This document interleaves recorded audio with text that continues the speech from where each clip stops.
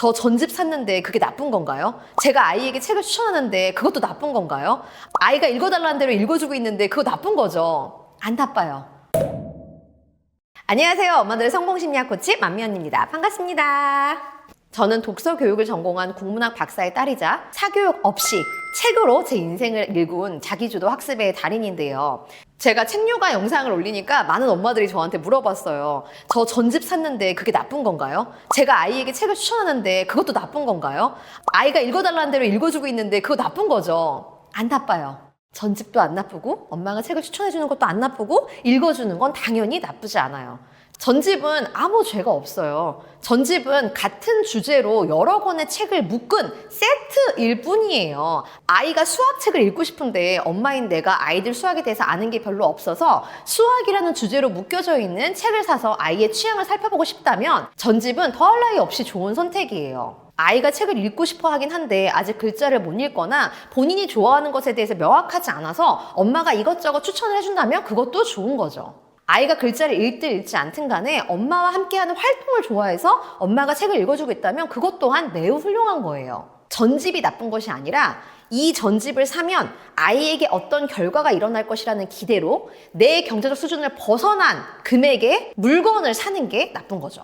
엄마가 책을 추천하는 게 나쁜 게 아니라 아이에게 어떠한 결과가 일어날 거라는 기대로 엄마가 특정한 책을 강요하는 게 나쁜 거예요. 엄마가 책을 읽어주는 게 나쁜 게 아니라 책을 읽어주면서 엄마의 생각과 가치관과 의견을 강요하려는 행동이 나쁜 거예요. 저는 책류가라는 단어가 굉장히 불편합니다. 많은 엄마들이 저 책류가 힘들어서 못하겠어요. 책류가 할까 말까 고민이 돼요. 책류가를 그만두고 싶어요. 책류가를 하면 뭐가 좋을까요? 책류가를 못해서 죄책감이 들어요. 이런 말들을 정말 많이 들었어요. 근데 우리가 책류가라는 단어를 쓰고 있기 때문에 오히려 책이 더 어려워진다는 생각 혹시 해보셨어요? 책육아라는 단어는 엄마들에게 책을 읽으면 무엇인가 결과가 나올 것이라는 기대감을 갖게 해요. 책을 읽으면 공부를 잘할 거야. 책을 읽으면 성공할 거야. 책을 읽으면 돈을 잘 벌 거야 라는 아웃풋에 대한 기대를 만들죠. 하지만 책은 어떠한 아웃풋도 약속해주지 않아요. 책은 종이에 활자가 찍혀있는 매체일 뿐이에요. 그런데 정말 책을 많이 읽으면 성공하고 돈 많이 벌고 공부 잘하는 게 맞을까요? 우리 눈에는 책을 많이 읽어서 성공하고 돈을 많이 벌고 공부 잘하는 사람들이 보이죠. 근데 우리는 언제나 인과관계에 대해서 잘 따져봐야 해요. 인과관계는 원인과 결과의 관계에 대해서 생각을 하는 거죠. 결과론적으로 공부 잘하는 사람의 컨텐츠를 보고 그 사람이 책을 많이 읽었다고 하면 그 사람이 공부를 잘한 이유가 책을 많이 읽어서라고 생각하기가 쉽지만 사실 그렇지가 않아요. 그 사람이 책을 많이 읽고 공부를 잘한 것은 둘 다 결과일 수 있어요. 그 사람은 글자를 좋아하는 사람이었겠죠. 활자를 읽고 이해하고 사고하는 것을 좋아하는 사람이었을 거예요. 그런 사람이기 때문에 책도 많이 읽은 것이고 공부도 잘하게 된 것이죠. 책을 많이 읽은 사람 중에 공부를 못한 사람은 수두룩하게 많아요. 하지만 우린 그런 결과들을 보지 않죠. 성공이나 돈 버는 것도 마찬가지예요. 성공하고 돈 많이 번 사람이 나는 책을 많이 읽어서 그래 라고 이야기를 했을 때 우리는 책을 많이 읽어서 그렇게 되었다고 생각하기 쉽지만 사실 그렇지가 않아요. 성공을 하고 돈을 많이 번 사람은 목적의식이 굉장히 뛰어난 사람이겠죠. 그리고 많은 행동들을 한 사람일 거예요. 그 사람이 본인이 원하는 목적을 이루기 위해서 했던 많은 행동 중에 하나가 책 읽기였겠죠. 책 읽기 또한 나를 위한 행동 중에 하나니까요. 책을 많이 읽은 어른 중에 성공하지 않고 돈을 많이 벌지 않은 어른들은 정말 많아요. 하지만 그런 어른들을 우리는 보지 않죠. 그렇다면 책은 왜 읽어야 할까요? 성공을 보장하는 것도 아니고 돈을 많이 버는 것을 보장하는 것도 아니고 공부 잘하는 것을 보장하는 것도 아닌데 왜 읽어야만 할까요? 책은 우리 삶을 더 풍요롭게 해줘요. 금전적으로 혹은 성취적이 아닌 정서적으로 혹은 심적으로 우리 삶을 더 풍요롭게 해주죠. 영상이나 사진이나 오디오는 만든 사람, 그러니까 제작자의 의도가 촘촘하게 담겨 있어요. 내가 사고하고 생각할 수 있는 여백이 거의 없죠. 그래서 타인의 정보나 생각을 받아들이는 데는 용이할 수 있지만 내 생각을 확장하는 데는 분명 한계가 있어요.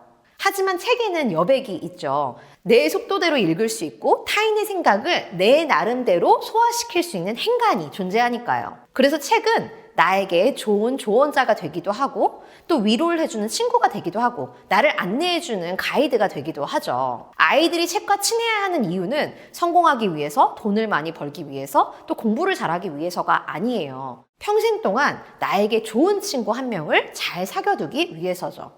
내가 힘들고 외롭고 지쳤을 때, 내가 내 마음을 잘 모르고 길을 잃고 방황했을 때 기댈 수 있는 존재를 만들어주는 거죠. 그래서 오늘은 아이가 책이라는 매체를 평생 친구로 삼을 수 있게 해주는 엄마의 행동들을 몇 가지 알아볼게요. 자, 첫 번째는 아이의 취향에 관심을 가져주는 거예요. 책은 정말 종류가 다양합니다. 어른들도 좋아하는 책의 종류가 다 다르잖아요. 아이들도 마찬가지예요. 우리가 아이들이라고 하면은 하나의 카테고리로 뭉뚱그려 생각하는 경향이 있어요. 5세 아이들은 이걸 읽어야 돼요. 6세 아이들은 이걸 읽어야 돼요. 그런데 거꾸로 한번 생각해 보세요. 40살 어른은 이걸 읽어야 돼요 라고 이야기한다면 기꺼이 받아들이실까요? 저는 40살이긴 하지만 제 나이는 저를 설명하는 아주 많은 요소 중에 딱 한 가지일 뿐이거든요. 아이들도 마찬가지겠죠. 책을 좋아하지 않는 아이라면 평소 취향을 한번 봐주세요. 블럭을 좋아하거나 로봇을 좋아한다면 공간지각 능력이나 과학에 관심이 많은 친구겠죠. 역할놀이를 좋아한다면 이야기책을 좋아할 거예요. 밖에서 뛰어노는 것을 좋아한다면 자연에 관심이 있을 확률이 크겠죠. 평소 아이가 좋아하는 것을 관찰하고 거기에 맞는 책을 추천해 주세요. 책이라는 매체는 일상생활의 연장일 뿐이에요. 본인의 취향과 성향이 그대로 드러난 책을 보면 더욱더 읽고 싶어지겠죠. 자, 두 번째는 특정 시기에 특정 책을 읽어야 된다는 강박을 버리셔야 돼요. 우리 5살 때 인성동화, 4살 때 우주동화 안 읽어도 다 멀쩡한 어른이 되었어요. 우리가 알고 싶은 지식과 정보는 챗 GPT에 다 나와 있습니다. 우리 아이들이 크는 세상에선 더욱더 그렇겠죠. 책은 지식과 정보를 주입하기 위한 매개가 더 이상 아니에요. 지식과 정보는 다른 매개를 통해서 더욱더 빨리 찾을 수 있거든요. 전집 영사가 뭐라고 하든 교육 인플루언서가 뭐라고 하든 간에 우리 아이가 좋아하지 않으면 안 읽어도 되는 책이에요. 제가 이렇게 말씀을 드리면 영유아기 때 인성이 정말 중요하잖아요. 이렇게 말씀하실 수도 있어요. 인성 중요하죠. 하지만 인성을 키우는데 책이 있어야만 하나요? 아이들이 성장 발달하는 데 필요한 모든 요소들은 부모와의 상호작용을 통해서 키워나갈 수 있어요. 책은 그런 상호작용을 도와줄 뿐 필수적인 게 아니라는 거예요. 우리 아이가 읽지 않는데, 읽고 싶지 않은데, 나도 읽어주고 싶지 않은데 특정 나이에 읽어야만 한다는 어떤 강압에 의해서 책을 들이시면 아이에게 그 책을 강요하게 되고 아이는 점점 더 책을 싫어하게 될 거예요. 세 번째는 아이들에게 책 읽는 것이 과제라고 생각하게 해서는 안 돼요. 책 읽는 것을 과제라고 인지시키는 순간 아이들은 책을 읽고 싶지 않을 거예요. 인간은 자유를 갈망하는 동물입니다. 본인의 의지를 굉장히 소중히 하는 동물이죠. 내가 책을 읽고 싶다가도 엄마가 책 읽는 행위를 의무라고, 과제라고 강요하는 순간 책을 읽고 싶어지지 않아요. 마지막으로 책을 매개로 대화를 많이 나누는 거예요. 어떤 분이 이런 댓글을 다셨어요. 책을 읽고 나서 아이에게 엄마가 말을 하는 것은 최악이라고 아이가 스스로 생각할 수 있게 해줘야 된다는 거죠. 저는 그 댓글을 보고 너무 놀란 게 대화의 의미를 전혀 모르시는 분이라는 생각이 들었어요. 대화는 내 생각을 상대에게 강요하는 것이 아니에요. 대화는 서로의 생각이 다르다는 전제하에 다른 사람의 생각을 경청하고 듣고 이해하기 위해서 하는 것이에요. 우리가 책을 읽고 나서 우리 생각을 아이들에게 주입하려고 하면 그건 문제가 되겠죠. 그럼 아이들이 책을 더욱더 싫어하게 될 거예요. 그런데 제가 이야기하는 대화는 진짜 대화를 말씀드리는 거예요. 엄마의 생각을 주입하기 위해서 책을 사용하는 것이 아니라 아이가 책을 통해 무엇을 느꼈는지를 듣기 위한 시간으로 활용을 하시라는 거죠. 아이들은 다양한 생각을 가지고 있지만 좁은 세상에 살고 있기 때문에 다양한 생각을 표현할 수 있는 기회가 많지 않아요. 그렇기 때문에 책이라는 매체는 아이들이 다양한 생각을 하고 그 생각을 엄마와 아빠와 공유하기에 가장 적합한 매체죠. 책이라는 매체를 매개로 엄마와 아빠와 자유롭게 또 따뜻하게 대화를 많이 하다 보면 아이들에게도 책이라는 매체가 좋은 매체라는 느낌으로 남을 거예요. 저는 어렸을 때 엄마 아빠와 독서 편지라는 활동을 했었어요. 저희 엄마 아빠 방 베란다에 빨랫줄이 하나 걸려 있었는데요. 그 빨랫줄 밑에 조그만 메모지가 놓여져 있었어요. 가족 구성원이 책을 읽고 나면 누군가에게 책을 추천해주는 편지를 쓰는 거죠.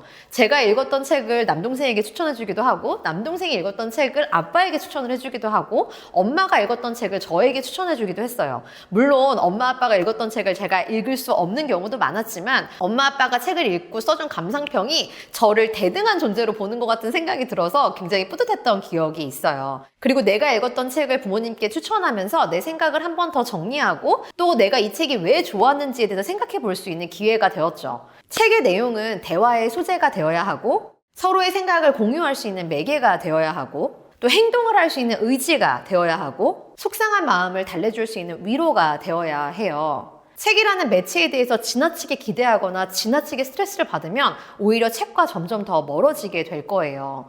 오늘 제가 했던 이야기는 아이들이 책을 좋아하게 하는 방법이긴 하지만 엄마들도 한번 생각해 보세요. 엄마들 중에도 책 안 읽으시는 분들 많으시잖아요. 그쵸? 우리가 책을 좋아하지 않게 된 데는 여러 가지 이유가 있지만 책을 통해서 무엇인가 이뤄야 한다는 것, 책은 무언가 결과가 나와야 한다는 강박에 의해서 싫어지는 경우가 굉장히 많거든요. 그러니까 오늘 제가 했던 이야기들 기억하시면서 나도 아이도 책을 내 인생의 동반자로 생각할 수 있는 기회로 삼으셨으면 좋겠어요. 저 화나지 않았어요. 자, 행복합니다. 책은 저에게 굉장히 중요한 매체예요. 학원이나 과외를 다니지 않았던 저에게 좋은 선생님이 되어주었고 20대 이후에 많은 변화가 있었던 제 삶에 많은 위로와 또 안내가 되어주었거든요.